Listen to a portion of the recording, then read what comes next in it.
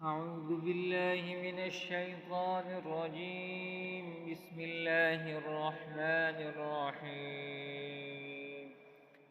سبح اسم ربك الأعلى الذي خلق فسوى والذي قدر فهدى والذي أخرج المرعى فجعله غثاء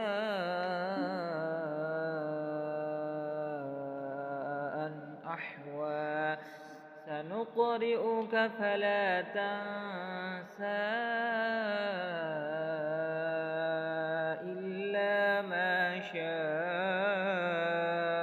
الله إنه يعلم الجهر وما يخفى ونيسرك لليسرى فذكر إن نفعت الذكرى سيذكر من يخشى ويتجنبها الأشقى الذي يصلى النار الكبرى ثم لا يموت فيها ولا يحيا قد أفلح من تزكى وذكر اسم ربه فصلى بل تؤثرون الحياة الدنيا والآخرة خير وأبقى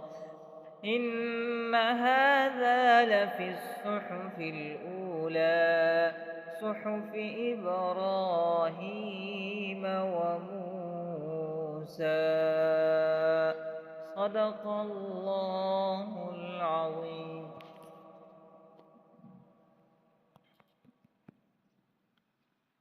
रोज़ाना तिलावत सुनने के लिए इस पेज को अपने साथ फॉलो करें।